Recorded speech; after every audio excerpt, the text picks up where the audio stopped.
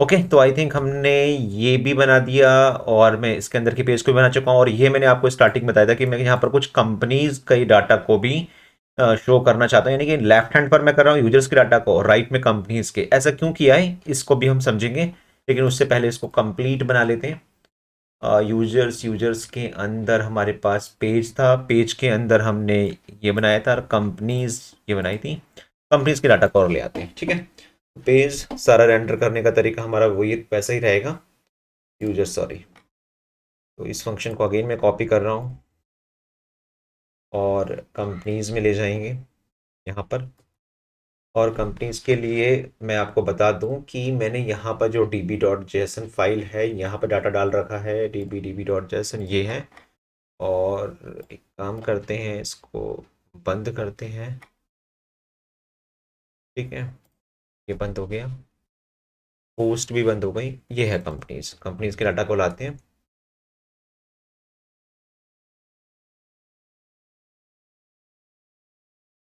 और कंपनीज में जाके मैं यहाँ पर यूजर्स की जगह पर इसको कंपनीज कर देता हूँ 4000। इसको भी हम COMPANIS कंपनीज कर देते हैं।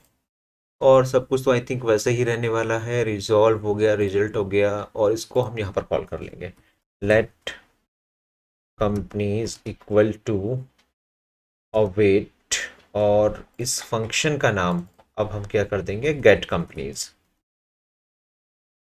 ठीक है। इसको कॉपी कर लेते हैं और इसको यहाँ पर paste.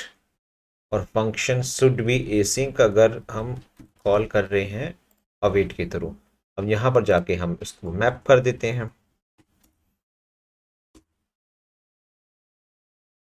Companies dot map item arrow, और रिटर्न कर देंगे पेरेंट डिव के अंदर, ठीक है। तो एक तो मैं ले लेता हूँ इसके अंदर आपका आइटम डॉट क्या क्या है वो एक बार चेक कर लेते हैं।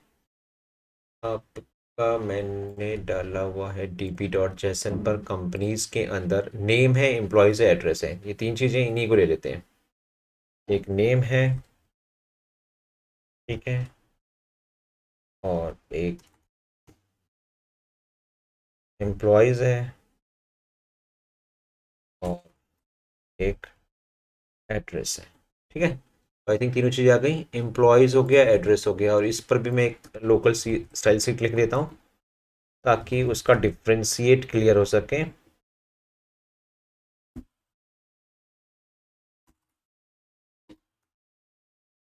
और इसको यहाँ से ले लेते हैं, यहाँ पर कॉमा लगाते हैं, पैडिंग में 10 px की कर देता हूँ। आई थिंक ये कंप्लीट हो गया हमारा, ठीक है।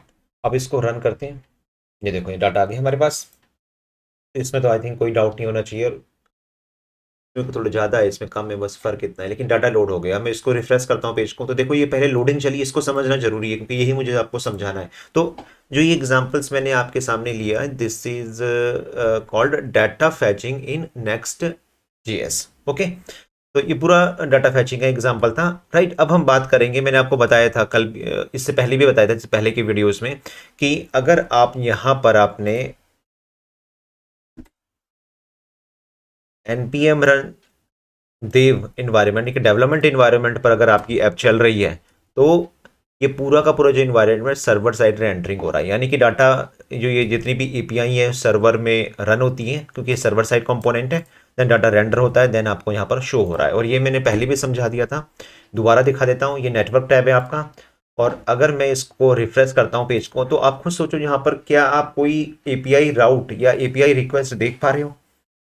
ये हमारा डाटा यहाँ लोड हो रहा है, तो सर्वर में ही वो एपीआई रन हुई, वहीं रेंडर हुई, डाटा आपको यहाँ पर फैच होके दिख गया। और जितना उसने टाइम लिया उसके अकॉर्डिंग वो लोडिंग वहां दिखा रहा है। देखो यहाँ कुछ नहीं है, ना कंसोल में आप कुछ देख सकते हो ना नेटवर्क में। तो this is purely called server side rendering. और इससे पहले एग्जाम्पल जो मैंने आपको क्लाइंट साइड रेंडरिंग का दिखाया था, वहां पर आप देख सकते थे कि एपीआई हमारी कॉल हुई, राइट, देन रेस्पॉन्स आया, और देन क्लाइंट साइड वो सारी की सारी चीजें आपकी रेंडर हुई, जबकि यहाँ पर ऐसा नहीं है, ओके। अब मैं आपको इसमें एक चीज़ और दिखाना चाहता हूँ। नेक्स्ट JS के ट्यूटोरियल में चलते हैं। और यहाँ पर हमारी अभी बात हो रही थी ये डाटा फैचिंग की, जो मेनली मैंने आपको बताया कि जो डाटा फैचिंग नेक्स्ट के अंदर किस तरीके से पॉसिबल है, ये सब मैंने आपको बता दिया था, फैच वगैरह वगैरह एंड वगैरह। ठीक है। और सबसे इंपॉर्टेंट चीज़ यहाँ पर ये है कि मैंने आपको जो लोडर दिखाया, देख रहे हो लोडिंग डाटा, तो ये एक बहुत अच्छा तरीका है कि अ, खुद ब खुद नेक्स्ट जेएस इस बात को कंट्रोल करता है कि अगर आपका कोई भी सर्वर साइड कंपोनेंट टाइम ले रहा है कुछ पर्टिकुलर सेकंड का, इसको सबको बंद करके दिखाते हैं, तो ऐप के अंदर मैंने बाय डिफॉल्ट आपको एक लोडिंग डॉट जी एस, यहाँ पर नहीं इसके अंदर सॉरी, यहाँ एक loading dot G S file इस कंपोनेंट के अंदर लगा के दिखाया था, loading dot G S. Right. तो हुआ क्या, जब इस पर्टिकुलर कंपोनेंट का डाटा यानी कि पेज के अंदर एक दो कंपोनेंट है, एक यूजर्स और एक कंपनीज, जब ये लोड हुई तो ये वाला जो लोडिंग था आपका, ये वाला लोडिंग आपका कॉल हुआ दोनों के लिए। ओके। और जब ये डाटा आपका लोड हो गया तो वो लोडिंग आपकी खुद गई, तो ये ऑटोमेटिकली नेक्स्ट.जेएस आपका मैनेज कर रहा है। इससे पहले आपको क्या कंडीशंस लगानी पड़ रही थी, जो मैंने आपको पेज रेंडरिंग में करके दिखाई थी कि देखो यहाँ पर मुझे ये चेक करवाना पड़ रहा है कि अगर लेंथ इतनी है तो ये हो, अदरवाइज लोडिंग हो, और ये काम यहाँ पर आपको नहीं करना पड़ रहा है। तो डेफिनेटली ये इसका बहुत बड़ा प्रॉफिट है। ओके। अब यहीं पर नेक्स्ट.जेएस क्या बोलता है आगे, ये भी मैं आपको बता दूं। ये कुछ स्ट्रीमिंग एंड सस्पेंस है, म्यूटेटिंग, स्ट्रिंगिंग, सबसिंग और रीवैलिडेटिंग है, वो भी हम बात करेंगे उसके ऊपर भी। ठीक।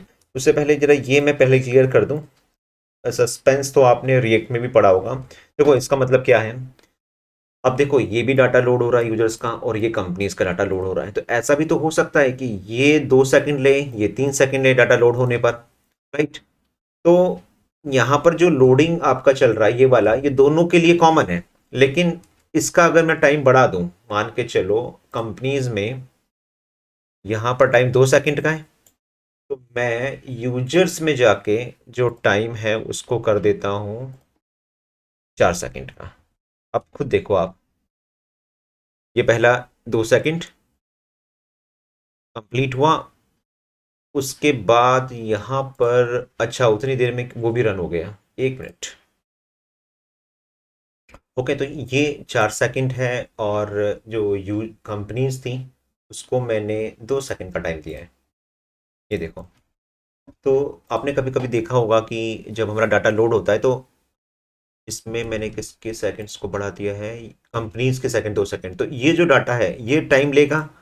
तो जब तक का टाइम ले रहा है तो यहाँ पर मुझे इसको लोडिंग दिखाना है कि यहाँ डाटा लोड हो रहा है, लेकिन ये वाला कंपोनेंट इसके ऊपर डिपेंड नहीं होना चाहिए, ये अपना डाटा लोड कर देगा और जब ये लोड होगा तब ये लोड कर देगा। राइट। तो यानी कि एक पर्टिकुलर पेज के अंदर भी अलग अलग पार्ट पर क्या मैं लोडिंग अचीव कर सकता हूं, क्या मैं लोडिंग को मैनेज कर सकता हूं। राइट। इसी इसी टॉपिक को इन्होंने यहाँ पे सॉल्व किया है, that is called streaming and suspense. तो इसमें क्या होता है, सस्पेंस क्या है ये मैं आपको बता दूं कि फर्स्ट ऑल ये तो सिंपल है, first all data for a given page is fetched on the server. ठीक है, सारा डाटा लाया जाता है, server then renders the HTML for the page, the HTML CSS JavaScript for the page are sent to the client, non interactive user interface is on. ये उन्होंने एक तरीका बताया कि पहले क्या होता है किस तरीके से है। ठीक है। और देखो यहाँ पर the SSR server side rendering with React and Next.js helps improve the perceived loading performance. तो स्पेशली मेन टॉपिक मेरा यही है, इस ये जो बताने को कि जो हम लोडिंग परफॉर्मेंस है वो बहुत क्लियर करने जा रहे हैं with the help of streaming and suspense. ये अच्छा टॉपिक है और डेफिनेटली ये नेक्स्ट.जेएस प्रोजेक्ट के अंदर बहुत सारी चीज़ों को बदलेगा। तो ये इनका एग्जाम्पल है कि इतना पार्ट अभी लोड हो रहा है आपका। राइट। ये देखो कि पहला इतना पार्ट लोड हुआ, फिर ये लोड हुआ, partially content with loading state, वही चीज़ हमारे यहाँ पर आ रही है कि पहले ये लोड हो जाए, फिर उसके बाद ये लोड हो, या ये लोड हो जाए इसके बाद ये लोड हो, ताकि और लोडिंग हमारी वहाँ उस तरीके से शो होते हुए चले। ओके। तो ये सब टॉपिक आप पढ़ सकते हो, तो मैं तो मेन चीज़ बस ये देख लूँ कि सस्पेंस का यूज उन्होंने कैसे किया है। सस्पेंस बाउंड्रीज देखो ये आ रखा है, you can implement streaming in Next.js using loading dot JS.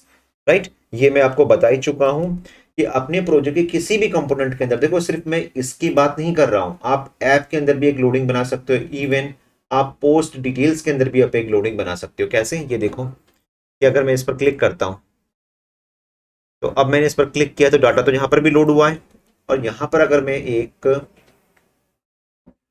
Loader लगा देता हूं, लोडिंग LODING JSRAC हैप्पी, और यहाँ मैं लिख देता हूँ पोस्ट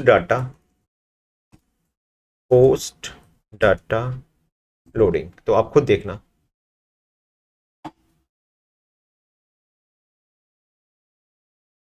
ठीक है, ये मैंने यहाँ पर कर ही दिया है और मैं इस पर क्लिक करता हूँ। ये देखो पोस्ट डाटा लोडिंग।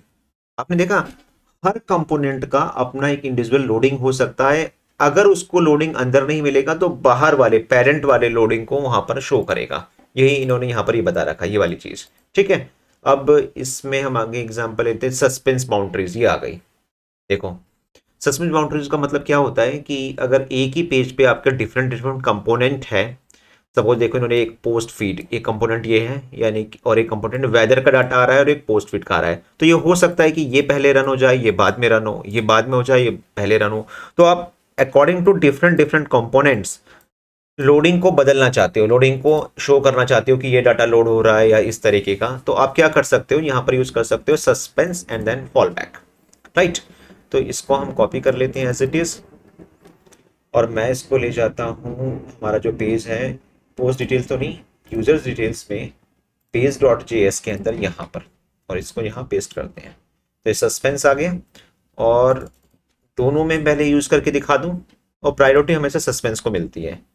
ठीक है, ये मैंने यहाँ लिया और इसको मैंने कंपोनेंट को उस सस्पेंस के अंदर रखना है और यहाँ पर मैंने बोल दिया users data loading, loading users कर देता हूँ मैं अपने एग्जाम्पल के अकॉर्डिंग। ठीक है, उसी तरीके से इसको कॉपी कर लेते हैं और कंपनीज के अंदर भी हम डाल देते हैं।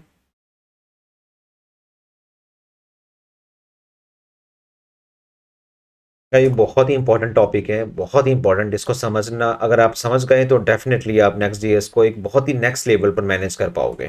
ठीक है, तो कंपनीज डेटा लोडिंग, और इसको हम यहाँ पर, और आप खुद ही देखना। और ये देखो मैं डायरेक्टली उस पेज को हिट करता हूँ तो आप खुद ही देखोगे। ये देखो लोडिंग यूजर्स कंपनी डाटा, अब loading users company data. Okay, दोबारा दिखाता हूँ मैं, देखो आपको। और देखो प्रायोरिटी, पूरी तरीके से प्रायोरिटी आपके सस्पेंस के फॉल बैक को चली गई। अब ये वाला काम नहीं कर रहा है आपका, ये इसके अंदर जो मैंने लोडिंग दिया है। राइट, तो मैं कब इसका यूज करूंगा, मैं सस्पेंस का कब यूज करूंगा, फॉल बैक का कब यूज करूंगा, जब आपको पता है कि एक ही पेज में मल्टीपल कंपोनेंट्स में data render different different time पर हो रहा है। तो ये यूजर्स डाटा जो रेंडर हो रहा है इसको लग रहे हैं 4 सेकेंड। ठीक है, और कंपनीज का डाटा रेंडर हो रहा है उसको लग रहे हैं 2 सेकेंड। तो उसके अकॉर्डिंग ये खुद मैनेज करा है। फिर मैं रिफ्रेश करके आपको दिखाता हूं। ये देखो लोडिंग यूजर्स, अब ये डाटा तो लोड हो गया, इसमें टाइम लगा, उसको उतनी देर बाद लोड किया। तो जो डाटा सर्वर से रिक्वेस्ट करके जो हमारे पास पहले आ जाएगा वो पहले लोड हो जाएगा और तब तक वो लोडिंग दिखाएगा, अदरवाइज नहीं। तो इसको हम बोलते हैं कि डिफरेंट डिफरेंट जो रेंडर हो रहे हैं सर्वर से कंपोनेंट्स, उन पर हमने एक बाउंड्री लगा दी। तो दिस इज कॉल्ड आपका suspense and fall back concept. This is streaming and suspense.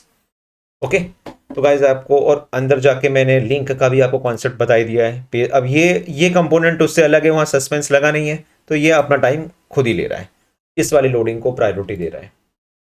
ये देखो यहाँ पर इस वाले को, और ये देखो ये टाइम ले रहा है। और आपने देखा कि यहाँ पर ऐसा क्यों हो रहा है, क्योंकि एक्चुअली क्या प्रॉब्लम, हर रिक्वेस्ट में डाटा सर्वर के पास जाता है, सर्वर साइड रेंडर हो रहा है। राइट, वहीं पर सारी चीजें होती हैं एंड देन क्लाइंट साइड हमारा डाटा बैक आता है। ये देखो, तो सारा हेडर कहाँ चला गया, सर्वर साइड चला गया। क्लाइंट को कुछ नहीं करना है, क्लाइंट को सिर्फ डाटा यहाँ पर शो करके दिखाना है। राइट, और उसको सस्पेंस बाउंड्री आपकी कंट्रोल भी कर रही है। और फिर मैं इसको रिफ्रेश करके दिखाता हूँ, रिपीट कर देता हूँ। देखो यहाँ पर कोई भी आपके एपीआई राउट्स कॉल नहीं हो रहे हैं। आपने देखा, तो सारी चीजें कहाँ हो रही है, सर्वर साइड रेंडरिंग का कॉन्सेप्ट अप्लाई हो रहा है। तो गाइज आई होप कि डेफिनेटली आपने एंजॉय किया होगा और इस कॉन्सेप्ट को तो आप बहुत अच्छी तरीके से समझ गए होंगे। ओके, जब हम आगे प्रोजेक्ट्स बनाएंगे तो मैं और भी क्लियर करूंगा इस कॉन्सेप्ट को। तो अगर हम दोबारा से अपने ट्यूटोरियल्स पर चलते हैं, तो आई गेस सीएसआर आपको अच्छी तरीके से समझ में आ गया होगा। सर्वर साइड रेंडरिंग का एग्जाम्पल भी मैंने एक बहुत बड़ी व्यू पर आपको समझा दिया।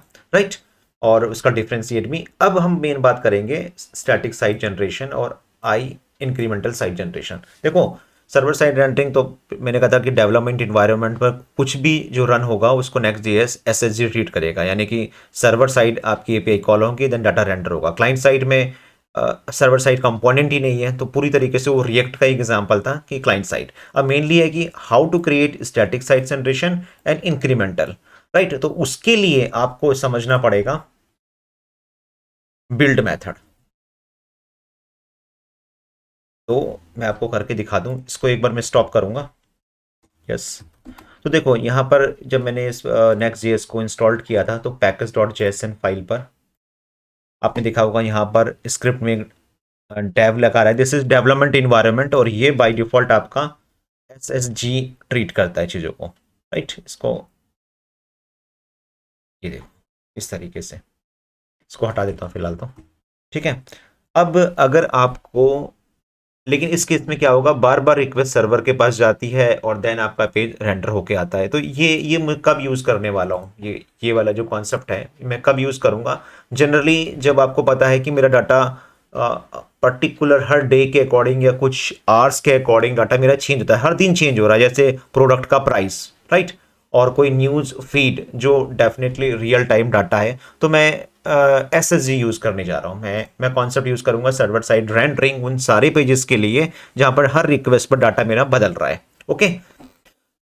स्टैटिक साइट जनरेशन का मतलब यह है कि जहाँ मुझे पता है कि जो मेरा डाटा है, फॉर एग्जांपल अबाउट अस का, कॉन्टैक्ट अस का, जो मेनली जनरली बहुत लॉन्ग टाइम के बाद ही चेंज होगा और जनरली चेंज नहीं होता, तो एक बार जो डाटा मेरा रेंडर हो गया है वही मैं क्लाइंट को दिखा रहा हूँ, और कोई भी फर्दर अपडेशन होगा उसका इसके ऊपर कोई फर्क नहीं पड़ेगा। ओके। तो ये कैसे नेक्स्ट.जेएस पर किसी ऐप की बिल्ड बनती है और उसको रन कैसे करती है, दो कमांड है, एक बिल्ड बनाने की और स्टार्ट करने की। तो अब यहाँ पर मैं आपको ये भी दिखा दूँ, इसको बंद कर देते हैं। जैसे आप नेक्स्ट.जेएस के अंदर, सॉरी रिएक्ट के अंदर अगर आप कोई बिल्ड बनाओगे तो यहाँ पर आपका एक बिल्ड नाम का फोल्डर बनता है, लेकिन नेक्स्ट.जेएस के अंदर अगर आप कोई बिल्ड बनाओगे, तो अगर मैं इसको डिलीट कर देता हूँ फिर दोबारा दिखाता हूँ डिलीट करके, ठीक है, और आप खुद ही देखिएगा। अब मैं चला रहा हूं बिल्ड कमांड। तो when I try to create build, तो बिल्ड का मतलब ये है कि मैं करने जा रहा हूं एस एस जी इंटीग्रेशन, यानी कि स्टैटिक साइट जनरेशन। ये यहां पर कुछ प्रॉप्स यूज करेगा और स्टैटिक साइट को जनरेट करेगा, और एक बार आपकी बिल्ड बन गई, राइट, तो वो कैस्ड डाटा को उठाने जा रही है, जो भी कैश के एक बार डाटा में जो एपीआई से डाटा आ गया या कॉल हो गया। ओके। तो एनपीएम रन बिल्ड, और यहाँ नोटिस करना, यहाँ पर देखो ये बिल्ड चल रही है, यहाँ पर ऑटोमेटिकली एक नेक्स्ट डॉट नेक्स्ट का एक फोल्डर बना देगा, और उस फोल्डर से ही देखो यहाँ पर आ गए, और मैं इसमें एरो में क्लिक करूँ, ये देखो कैसे folder package dot JSON routes trace ये सब बनाते हुए चल रहा है। और इस बिल्ड को अगर आप अपने सर्वर में डालते हैं तो इस बिल्ड का जो कैश डाटा होगा वहां से आपकी पूरी साइट चलेगी। ओके। तो ये रिएक्ट का जो बिल्ड फोल्डर होता है उससे भी बहुत, उसका साइज बहुत छोटा होता है, राइट। परफॉर्मेंस वाइज ये बहुत ही ज़्यादा फास्ट है, ये जो एस एस जी है ये डेफिनेटली वेरी वेरी फास्ट। लेकिन इसका अपना कोई ड्रॉबैक है, वो मैं आपको दिखा देता हूँ। तो पहले तो बिल्ड बनने दो, बिल्ड बनने के बाद मैं सेम प्रोजेक्ट को आपको रन करके दिखाऊंगा, और आप खुद देखना कि कितना फास्ट है यहाँ पर। और एक डिफ्रेंशिएट भी मैं आपको दिखाऊंगा यहाँ पर कि ये आपके कितने कंपोनेंट बने, आप खुद बताओ मुझे। देखो ये कितनी चीज़ों को बिल्ड करते हुए जा रहा है, इस पर बात करेंगे। तो अगर आप यहाँ पर देखोगे, आपने पोस्ट डिटेल्स बनाई, यूजर्स डिटेल्स बनाई, और यूजर डिटेल्स के अंदर ये देखो एक फोल्डर, सॉरी पोस्ट डिटेल्स में एक फोल्डर बनाया ना आईडी ब्रैकेट के साथ, डायनेमिक है ये। इसके अलावा ये सारी चीज़ें हैं। तो एक बार हम देख लें, यहाँ पर बस दो सिंबल आपको बताना चाहता हूँ जिससे आप ट्रैक कर सकते हो डाटा को। ओके, यहाँ कहीं कंसोल रह गया है क्या, ये देख रहे हो डाटा यहाँ पर इसने शो किया है, ऑप्टिमाइज प्रोडक्शन बिल्ड। चलो कोई बात नहीं। ओके, बिल्ड कंप्लीट हो गई। अब मैं देखो आपको बता रहा हूँ, बहुत ही इंपॉर्टेंट है गाइस, मुझे नहीं पता कि कोई ये चीज़ आपको बताएगा या नहीं बताएगा, लेकिन इट्स वेरी इंपॉर्टेंट। देखो जब इसने बिल्ड बनाई तो ये बताते हुए चल रहा है कि कितने कितने इनमें से कितने वो कंपोनेंट थे जिसको इसने इसके अंडर में रखा, स्टैटिक साइट जनरेशन, और कितने वो कंपोनेंट है जिसको इसने सर्वर साइड रेंडरिंग में रखा, यानी कि एसएचजी। वो कंपोनेंट जो डायनेमिक रेंडर होंगे और वो कंपोनेंट जो स्टैटिक क्लाइंट साइड रेंडर हो चुके हैं। ओके। तो आप ये सिंबल देख रहे हो, ये वाला, इसमें ये लगा हुआ है, this is called server side rendering. इनके ऊपर जहां जहां सिंबल होगा इनके ऊपर इसने सर्वर साइड रेंडरिंग अप्लाई करी है। देखो server side renders and run time. और अगर आपको याद होगा कि नेक्स्ट JS 13 से पहले अगर आप सर्वर साइड कंपोनेंट बनाते थे तो आपको ये लिखना पड़ता था गेट इनिशियल प्रॉप्स या गेट सर्वर साइड प्रॉप्स। ये काम नेक्स्ट JS 13 जो आपका ऐप फोल्डर है वहां पर अगर आप यूज करते हो तो ये काम आपके लिए ऑटोमेटिकली उसने कर दिया, आपको कुछ करने की जरूरत नहीं है, राइट। एंड देन ये जो साइन बन के आ रहा है जिससे एक circle, this is called static, यानी कि वो कंपोनेंट जिस पर ये जीरो होगा सर्किल होगा that is called automatically render as static HTML। और जहां पर ये वाला कंपोनेंट होगा this is called server side renders at run time. अब दिखा भी दूं मैं आपको, ऊपर चलते हैं। यहां देखो ध्यान से देखना, API हेलो ये जो बना था आपका API हेलो, इसका मतलब भी मैं समझाऊंगा बाद में। इसमें लगा हुआ है सर्किल, इसमें लगा हुआ है सर्किल, तो this is called static side render, यानी कि हम बात कर रहे हैं this is called static side generation. और उसी तरीके से फिर आगे बढ़ते हैं। ये देखो पोस्ट डिटेल्स और ब्रैकेट के अंदर आईडी मैंने बताया ना, मैंने ये लगा रखी है आईडी।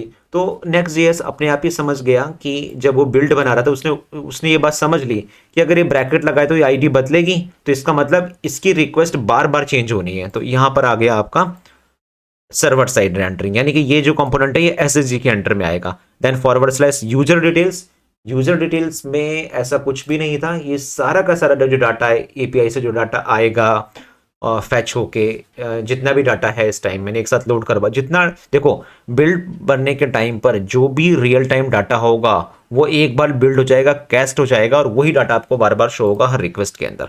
ये देखो, तो आई थिंक ये चीज़ तो आपको क्लियर हो गई। फिर उसके बाद वो कुछ चंक वगैरह बनाता है और देन यहाँ पर एक 404 बना दिया और आपकी बिल्ड तैयार हो गई। रन करने का तरीका क्या है मैं आपको समझा दूं, अब आप इसको बात को समझना। रन करने के लिए आपको package.json फाइल पर जब आप उस बिल्ड को रन करने का तरीका है आपका नेक्स्ट स्टार्ट, तो npm run start।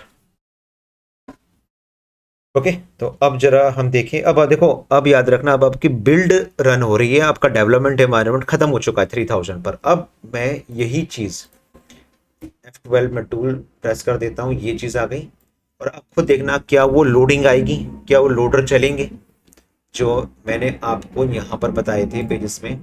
और ये जो सस्पेंस बाउंड्री बनाई थी मैंने हर जगह पर, तो क्या वो काम करेंगे, एक बार रिफ्रेश करते हैं। आप देख रहे हो कितना फास्ट, मतलब पता भी नहीं चला कि पेज मेरा रिफ्रेश हुआ या मेरा डाटा कहीं से लोड हुआ, एक ही बार में। और ये देखो सारे 1 2 3 4 5 जो मैं माउस लेके जा रहा था उसने एक ही क्लिक पर, मतलब मेरी जब मेरी लोड हुई साइट सारे के सारे पेजेस जो थे जो पोस्ट थी रेंडर हो गई। ये देखो ये ये सारी चीजें रेंडर हो गई जो जो उसको मिल रही थी। सोचो कितना फास्ट परफॉर्मेंस है, राइट। और आप यहाँ देखोगे कोई लोडर भी नहीं आ रहा। सोचो ये लोडर क्यों नहीं आया इस बार, क्योंकि जब बिल्ड बन रही थी बिल्ड टाइम पर आपकी API कॉल भी वहां लोडिंग चली होगी, लेकिन जब डाटा पूरा लोड हो गया तो उसने एक फाइनल बिल्ड आपको बना के दे दी और वो फाइनल बिल्ड ये है, ये चीज। और ये देखो कैसे यहां पर वो कैश करके रख लेता है आपके सारे के सारे डाटा को। तो ये पूरा का पूरा जो फोल्डर है यहां से आपकी वेबसाइट रन हो रही है। और अगर मैं इस पर क्लिक भी करता हूं सो पोस्ट में, हाँ अब ये इंपॉर्टेंट है, यहां मैंने आपको बताया था कि इस केस पर इसने यहां पर दिखाया था ना मैंने एक साइन आपको कि ये जो कंपोनेंट है आपका ये ब्रैकेट लगा हुआ आईडी, तो ये डायनेमिक ही होगा क्योंकि मेरे आईडी बदल रही है। तो अब मैं इस पर क्लिक करता हूं, अगर ये देखो यहां पर चल रहा है लोडिंग, क्यों, क्योंकि ये जो डाटा है ये मेरा आपका जो काम कर रहा है वो डायनेमिक काम कर रहा है। वो सर्वर साइड रेंडरिंग का काम, ये सर्वर साइड है SSG है, राइट। लेकिन जो ये चीज हुई हमारी जो ये जो डाटा लोड हुआ आपके सामने ये पूरी तरीके से आपका स्टैटिक साइड जनरेशन है। द मेन डिफरेंस ये देखो ये वो ऐसे ही काम करेगा जैसे वो कर रहा है,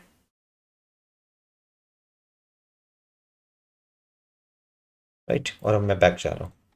ओके तो गाइस देखो एक छोटे लेवल पर तो आई थिंक ये आपको क्लियर हो गया होगा। स्टैटिक साइड जनरेशन का कॉन्सेप्ट ही तब है जब हम अपनी Next.js की बिल्ड बनाते हैं और उसको रन करते हैं। तो बिल्ड में जो डाटा होता है वो पूरी तरीके से कैस्ट होता है, यानी कि उसने इन सारी चीज़ों को जो आपके कंपोनेंट थे ये वाले यूजर्स वाले कंपनीज वाले, इनके अंदर की जो APIs थी, ये जो APIs कॉल हुई थी इसके अंदर की यूजर्स में, ये सब बिल्ड के टाइम पर ही हो गया। सोचो कितनी बड़ी बात है कि बिल्ड के टाइम पर उसने सारा काम कर दिया, और यहां से अगर 100 रिकॉर्ड आए, 200 रिकॉर्ड आए, 300 रिकॉर्ड आए, उसने सारे के सारे डाटा को बिल्ड में डाल दिया, और देन आप उस डाटा को देख रहे हो।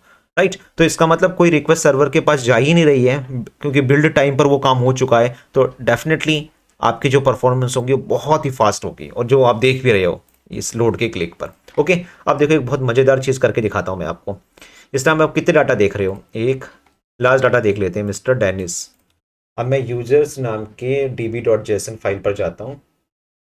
db.json, अब होता क्या है, जब बिल्ड बनी थी तो उस केस में जो यूजर्स के डाटा थे वो कितने थे मेरे पास, एक, ये देखो, एक, दो, तीन, चार, पाँच, छ, और वही आ रहा है मेरे ख्याल से, एक, दो, तीन, चार, पाँच, छ। मैं एक डाटा बढ़ा देता हूँ, इसी की कॉपी करता हूँ, कंट्रोल सी, और यहाँ पर मैंने पेस्ट किया। ठीक है, कुछ गड़बड़ हो गई क्या, कुछ रह गया है, कंट्रोल जेड, दोबारा कॉपी करते हैं। अच्छा, ये इसके अंदर का डाटा था। ओके, यहाँ तक आया पूरा डाटा, कंट्रोल के साथ सी एंड कंट्रोल के साथ वी। ठीक है, यहाँ मैं बदल देता हूँ, मैं यहाँ पर लिख देता हूँ टेक मलासी, और मैं यहाँ पर जीरो कर देता हूँ फिलहाल। अब मुझे बस सोच के बताओ, मैं सेव कर देता हूँ, और अब मैं अगर अपनी ऐप को रन करूंगा तो क्या ये मुझे यहाँ दिखेगा, कंट्रोल F5 भी कर रहा हूँ मैं यहाँ पर, देखो कुछ भी नहीं दिखा मुझे। अब आप खुद सोच के मुझे बताओ कि ये आंसर मुझे क्यों नहीं मिला, क्योंकि ये आपने समझ लिया तो आई थिंक आपको ये खुद ब खुद समझ में आ जाएगा। आपने देखा कि मैंने क्या किया था, मैंने यहाँ पर उसकी बिल्ड बनाई थी, ये जो बिल्ड है। तो अब मुझे बताओ, ये बिल्ड तो आपकी तैयार हो गई पहली, लेकिन इस और बिल्ड टाइम पर आपकी एपीआई कॉल हुई थी, ये सारी की सारी जो एपीआई थी, ये पूरा डाटा था, ये तो पहले ही आपका कॉल हो चुका है, ये यूजर्स का जितना डाटा उस टाइम था, और बिल्ड बन के आपके पास यहाँ पर आ चुकी है। तो इस बिल्ड को तो ये पता ही नहीं है कि अपडेट क्या हुआ, नया रिकॉर्ड क्या आया है, जबकि मेरा डाटा बाद में चेंज हुआ db.json के अंदर, ये देखो मेरा डाटा तो बाद में चेंज हुआ, ये वाली चीज इसको नहीं पता चल रही है, मैं चाहे कितना भी कंट्रोल F5 कर दूं। ओके, एक चीज ये, अभी हम इस टॉपिक में भी आएंगे। तो मुझे क्या करना होगा, हर बार देखो इसका ड्रॉबैक क्या है, what is the drawback of SSG, यानी कि एक बार अगर आपकी बिल्ड बन गई तो डेफिनेटली परफॉर्मेंस तो बहुत अच्छी हो गई, लेकिन अगर कोई भी डाटा बाद में चेंज होता है, उस पर प्लस होता है, माइनस होता है, नया डाटा इंसर्ट होता है, अपडेट होता है, तो आपकी इस ऐप को ये बात पता नहीं होगी, ये इसका ड्रॉबैक है। तो इसलिए मैं कभी भी एसएसजी उस वेबसाइट की तो नहीं बनाऊंगा जो ई कॉमर्स टाइप की वेबसाइट हो या न्यूज़ फीड की हो, जिसमें जनरली डाटा मेरा बदलते जाता है, तो एटलीस्ट मैं ये काम तो वहां नहीं करने वाला हूँ। ठीक है, तो उसके लिए तो फिर आपका एसएसजी सही है, यानी कि जहां पर हर रिक्वेस्ट पर आपके डाटा क्या हो रहा है, चेंज हो रहा है, द सर्वर साइड रेंडरिंग। इसका यूज मैं कब करने वाला हूँ, एसएसजी का, जब मुझे बात पता है कि भैया डाटा या तो बहुत ही महीनों बाद, सालों बाद, या हमेशा ये एक स्टैटिक डाटा रहने वाला है, प्योरली एचटीएमएल, तो मैं इसका यूज करूंगा। ओके, तो अब एक चीज और, लेकिन इसके अंदर का जो डाटा था उस पर एक चीज और कर लेते हैं, पोस्ट में भी चेंज करके देख लेते हैं। तो अब हम बात करते हैं पोस्ट, इसको बंद कर देते हैं, और यहां पर जो पहली पोस्ट है यूजर आईडी 1 की, वो ये है, मैं लिख भी देता हूं यहां पर ना, अच्छा अभी तो पता भी नहीं चल पाएगा। पहली पोस्ट देख लेते हैं, पहली पोस्ट आ रही है SUNTAUT, SUNTAUT, मैं इसी कॉपी करता हूँ, कंट्रोल सी, और पेस्ट कर देते हैं। हम आ गया, यहाँ पर लिख देता हूँ यूज़र 1, इसको जीरो कर देता हूँ, और मैं यहाँ लिख देता हूँ न्यू पोस्ट एडिट। ठीक है, कंट्रोल एस, यानी कि मेरे db.json को बात पता चल गई। और यहाँ पर भी तुम देख लो, अगर मैं इसको रन कराता हूँ, ये देखो, देख रहे हो न्यू पोस्ट, यानी कि मेरे लाइव सर्वर को ये बात पता है। अब मुझे एक चीज बताओ, मैं बैक जाता हूं, मैं कंट्रोल F5 भी एक बार आपको करके दिखा देता हूं, अगर मैं इस पर क्लिक करूंगा, यानी कि यूजर 1 की बात हो रही है, और यूजर 1 पर ही मैंने चेंज किया, ये आपको दिखा होगा यूजर 1 के लिए, तो क्या मेरे को वो नया डाटा दिखेगा, या इस बिल्ड वाली ऐप को दोबारा से मुझे रीबिल्ड करना पड़ेगा। तो क्लिक करके देखें, ये देखो डाटा लोड हो रहा है, रिक्वेस्ट गई, और यहाँ कंट्रोल F5 एक बार कर देते हैं।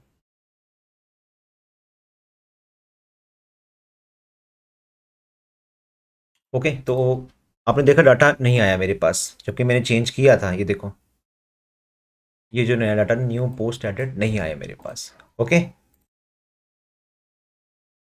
और अगर ऐसी मैं कंपनीज में भी करके दिखा देता हूँ, कंपनीज को बंद करते हैं और एक डाटा में कंपनीज में भी डाल के दिखा देता हूँ, यही वाला Ctrl+C Ctrl+V और यहाँ डाल देते हैं हम लोग मोबाइल।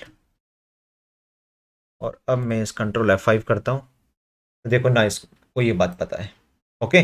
तो इस टाइम जो मेरी ये ऐप है, इस टाइम जो मेरी ये वेबसाइट है, ये पूरी तरीके से आपकी SSG फॉर्मेट में है, यानी कि this one, the static site generation, right. ये एग्जांपल आपके सामने मैंने दिखा दिया।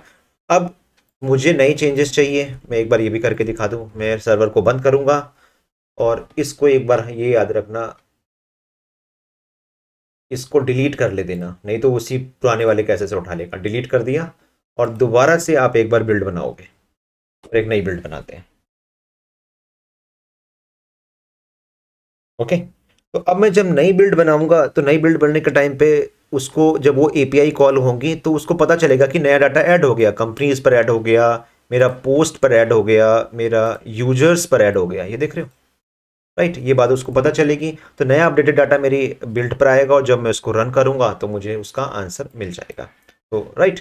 और तो आई थिंक ये इतना तो आप समझ गए कि what do you mean by SSG, static site generation. Static site generation है कि आपका पूरा का पूरा डाटा, डायनेमिक डाटा, एपीआई का डाटा आपका बिल्ड टाइम पर ही डाटाबेस का हो, एपीआई का हो, सब कॉल हो जाएगा, सब मर्ज हो जाएगा, सब कलेक्ट होके एक बिल्ड बन जाएगी और वो बिल्ड स्टैटिक बिल्ड होगी, राइट। वो स्टैटिक बिल्ड होगी तो नेक्स्ट जेएस उसको एज ए कैस्ट कर लेगा और हर बार जो परफॉर्मेंस होगी मेरी बहुत ही फास्ट होगी। ड्रॉबैक मैंने आपको बता ही दिया है, प्रॉब्लम क्या आएगी दिखा भी दिया था। और अब देखो ये मेरी बिल्ड कंप्लीट होने वाली है और इसके बाद अगर मैं इसको रन करता हूँ, ठीक है, ये देखो ये पूरा डाटा यहाँ पर दिखा रहा है मुझे, ऑप्टिमाइज्ड डाटा। और अब मैं रन करता हूँ npm रन स्टार्ट, ठीक है। तो 3000 पर मेरा ये ऐप काम करेगा और मैं इसको दिखा भी देता हूँ। और मैं अब देखो Ctrl+F5 प्रेस कर रहा हूँ, अब खुद ही देखना, ये देखो टेक मलासी, ये रिकॉर्ड डाला था, मिल गया उसको, दिस इज टेक मलासी। और पोस्ट का डाटा ये था, न्यू पोस्ट एडेड। और देखो ये मोबाइल मॉम्बे, ये जो मैंने डाला था ये भी मिल गया उसको, ठीक है। और अब मैं पोस्ट का भी दिखा देता हूँ, यूजर्स, लोडिंग डाटा। और ये आपको यहाँ, अच्छा ये ओ सॉरी सॉरी सॉरी, ये वाला डाटा होगा, वन वाला जो जीरो पर, तो देखो न्यू पोस्ट एडेड, ये डाटा भी उसको मिल गया, राइट। तो आप समझे कि एसएसजी में कब यूज करने वाला हूँ। एसएसजी में करूंगा जब मेरे पास, मुझे पता है कि मेरा डाटा बार बार नहीं बदल रहा है, तब उसको यूज करूंगा।